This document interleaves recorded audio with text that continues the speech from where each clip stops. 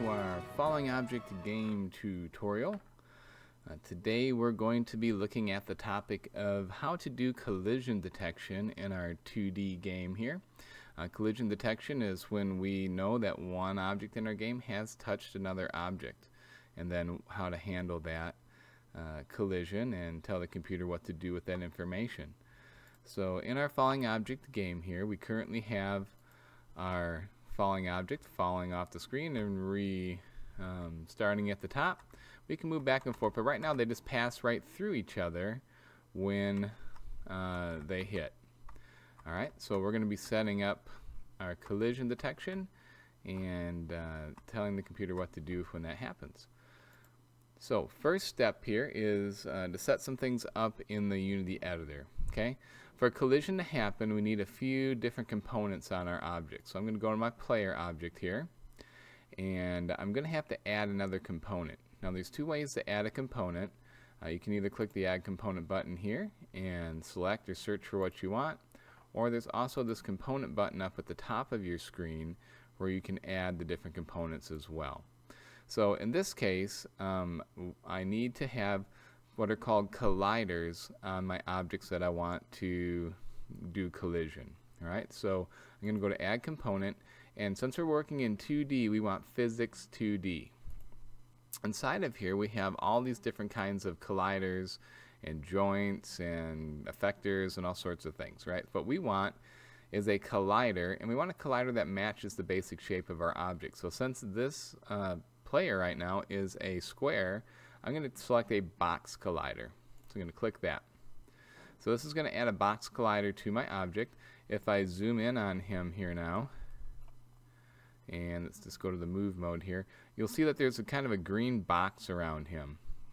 If I uncheck that, see how it goes away? That's the box collider. I'm just turning it on and off. So this marks the boundary of my collider. So if any other collider touches this, we're going to have a collision. Okay, now in the box collider component, we have the ability to offset our collider, which just slides it off the center point of our object. We don't really want to do that. Or we can also size it, make it bigger, make it smaller. A lot of times in games, it makes sense to pull your colliders in just a little bit inside the boundaries of the artwork, so that we make sure we get a little bit of an overlap when they hit, so it looks more like they actually did hit each other. So I usually pull them in just slightly. You wouldn't need to, but I usually like to do that. I find it gives a better effect. So we have a collider on our box here. Let's go out and put one on our falling object as well. So I'm going to click on our falling object, and again I'm going to add component Physics 2D, and this time I'm going to do a circle collider because this is a circle. So I'm going to do that, and if I go find my falling object in the scene view here, it's a little harder to see it because the circle is actually green, but when I click it on and off you can see it change. And the circle collider has a radius, so if I make that bigger, you'll see how it pops out farther. Again, usually you want to I pull these in just a little bit, so it's hard to see because of the color here, but I'm just pulling it in slightly in from the outside like this. So now we have the colliders set up on our objects. So if we want the colliders to actually send collision information that we need, we also have to have at least one of the objects have what's called a Rigidbody on it. So here's my player. I'm going to add a Rigidbody to my player, and we'll probably add one to our falling object as well. But that's another component. So I'm going to go here to Add Component. I'm going to go to Physics 2D, because this is a 2D game, and I'm going to get the first one on the list here, which is called Rigidbody 2D. What the Rigidbody does is it adds in the physics system that Unity has built into it to this object. So one of the things this will do is it'll give me gravity in the game. So right now, if I was to hit play, my player would actually fall off the bottom of my screen because he's going to be pulled down by gravity, because gravity scale is 1. So in this game here, I'm not using gravity, so I'm going to go in and make sure I set the gravity scale to 0. Alright, so we have a Rigidbody on here to our object. That gives us access to the physics system. We turned off our gravity to 0, so we're not pulled down by gravity. And what we want to do here is, let's just see what happens if I let myself get hit now by the circle. Watch what happens to my guy. Alright, did you notice how the circle actually pushed him down off the screen? and twisted him. And if I move back and forth now, he's going to move kind of funny. But he actually pivoted and got hit by the circle. That's because the colliders, the way they're set up now, is to be a physical boundary around the object that other colliders can't pass through. Alright, so in our case, in this game, we don't want these colliders to be physical boundaries. We want these colliders just to tell us when another collider touches them. So if I go back to my player and look in the inspector, in the box collider section here, there's this thing that's called isTrigger. So this is a way for us to tell the collider if it should behave as a trigger or not. Right now it's not behaving as a trigger, so it's actually behaving like a physical boundary.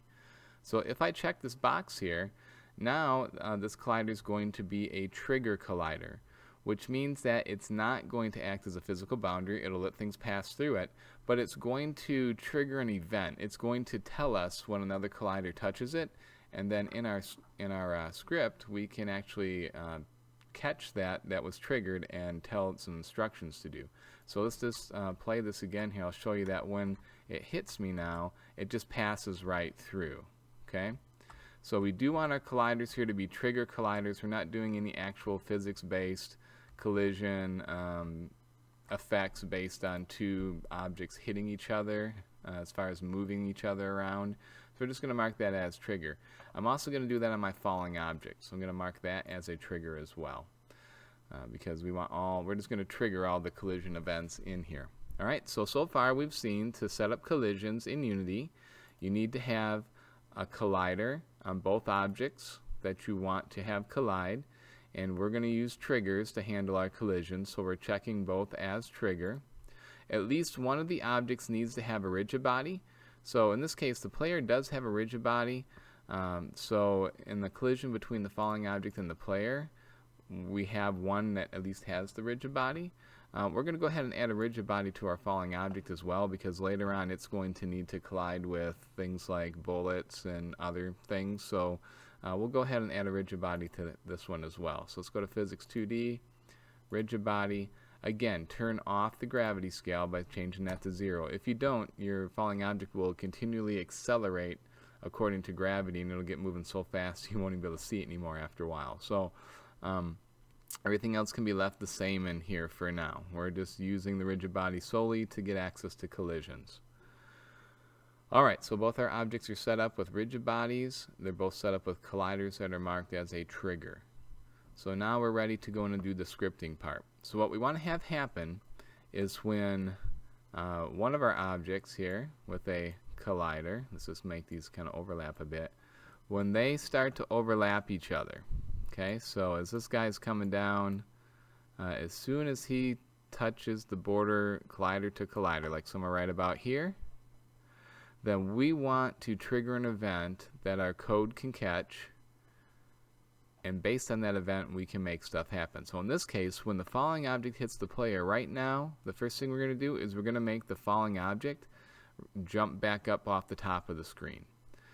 Later on we'll handle lives, we'll handle maybe a particle effect and a sound and all of that happens, but right now I just want to know I had a collision and I want this falling object to jump up to the top and fall back down the screen again. So it's going to kind of look eventually like it blew up, or it was destroyed somehow, and then it just falls back down.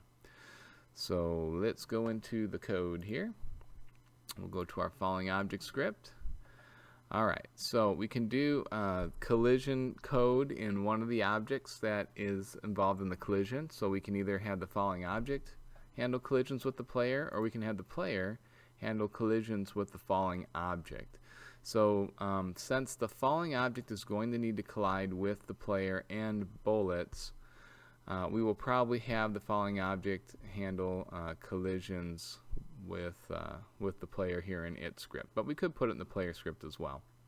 So what we need to do is use a special built-in function that Unity has for handling trigger collisions with trigger colliders. So I'm going to make a new function down here at the bottom of my script. Make sure I'm outside of the update function here, but I'm still inside my class, and it's going to start with void. And then this is called onTriggerEnter 2D. You need to spell it and capitalize it exactly like that. Otherwise, Unity will think you're just making up your own function. Okay? You need the parentheses, and you need your open and close curly brackets for your function. And then in the parentheses, we need to have some storage space, an argument or storage space here, variable, to capture the information about what we hit. So you'll see people call this several different things. This is going to be of type Collider2D, and then the name can be whatever you want. I'm just going to say other. Some people will say Col, which is short for Collider, but I think I'm going to say other here for now, because what this is going to be is this is going to store the other object in the collision's collider. Okay, so this is on the following object script. So this is the following objects code. And when something else hits the following object, we're going to store what that thing was under the name other, and we're going to have the collider of that other thing. Alright, so this is a special function that you need to type in exactly like this. Let's just see if we can get let's see if we can just have it do something if we get a collision. Let's just say we hit something like this. So right now this is test this out. If it's set up correctly, every time that the following object hits something else with the collider, it should print this out to my console that we hit something. So let's save that and test it and make sure our collision is all set up well. Matter of fact, let's clear that out. Alright, so let's just kind of set this up so we'll get a collision, and when it hits, alright, so I'm going to pause it. See here how it says we hit something? That happened as soon as the objects touched each other. If I pick up play mode again and I let it hit me again, I got it again. So I should be getting this every time I hit. So I've gotten several hits now. Let's just see what we get in our console here. Let's see if we can find it. We got all these other things going on here because of... Here it is. Okay, so I got 4 different hits. Alright? So the way on collision enter 2D works is the first frame that there is a collision with a trigger collider in this object, it's going to do the code that's in here. So this is going to run just one time, the very first frame there's a collision, because it's possible that there may be several frames that go as the colliders are passing through each other. So we just want this to happen as soon as it first happens, that very first frame. And that triggers this function, and right now it's just saying we hit something. So let's take that out. We know it's working. So again, what do we want to do if we hit something? Well, we really want to move back up to the top. So we want to do all of this stuff here that we're currently doing if we get off the bottom of the screen. We do want to generate a new random number for the X position of our object. We do want to reposition on the Y back up to that positive 17 and apply that new position there and put a new speed on there. So we've got 2 options here. We can either copy and paste all this text from here to here and have it in 2 places, or we can move this these instructions into their own function. And normally in coding, that's what you would want to do. Anytime you've got to do something, the exact same thing more than once, you just make it into a function, because then it's only in one place, and then we can call it here and we can call it down here and on trigger enter, and there may be other times where we need the object to move itself back up to the top. So I'm going to make a brand new function here. Let's just sneak it in here. This is going to be a void function. It doesn't return any kind of a value. This is a user defined function, so I can call it whatever I want. So let's just call this move to top. Remember, naming conventions on functions, they should start with a capital letter. Can't use any spaces in a function name or you'll have problems. You need a set of parentheses here. You need your open and your closing brackets for the body of your function. And then you put all the commands you want to have happen right here. So I want all of this stuff right here to be in this function. So I'm going to cut it from here and I'm going to paste it right here in this new function. So now move the top is a function that is going to be called anytime we need to move our falling object back to the top of the screen and kind of reset it and let it come down as a new object. So we've got that all set up. So now we have to call it. So we're going to call move the top right here, for we already were doing all this. So we want to move the object back to the top when it goes down to the bottom. So we'll just call move to top right here. Remember, to call a function, you say its name, you give it some parentheses and a semicolon. And when it sees this in the code, it will jump down to wherever move the top is. It'll do all the commands in here, and when it's done, it jumps right back up here and continues on its way. Alright, so that'll make it so that it's working exactly as it was before. Okay, so let's actually save it and show you that it still works out here. Our object will still just reposition itself every time. See, it's still jumping back up to the top, working just as it was before. Because all I did was move the instructions out of here, put them in their own little container, this little function called move the top, and then I'm calling it. So it still does all the same things. But now that I've done this, down in on trigger enter, I can tell it if it hits something else with a trigger collider to move itself back up to the top. So I can also now call it here. And when I do that, it will run all these codes again, and we will be back up to the top again. So now when it hits the player, it will reposition itself and move itself back to the top. So let's save that and test that out. Alright, so let's see if we can get it to hit, and there we go. See how it hit, and it jumped right back up to the top. See, every time it hits, and if I let it go by me, it does it when it gets off the bottom of the screen. Alright, so now we have the object reacting to the collision. Okay, and that's good. That's what we want to have happen. So we've got collision now between the falling object and the player. Great. Alright, so let's see how much time we've spent in this video. This might be a good place to stop this video here. We've got collision set up between our falling object and our player.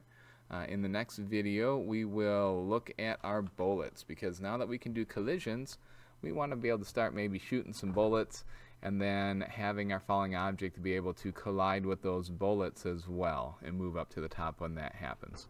So as always, if you have any questions, make sure you talk to me or leave me a comment, and I'll be happy to answer those. And hope you're enjoying the videos and that you're finding them helpful.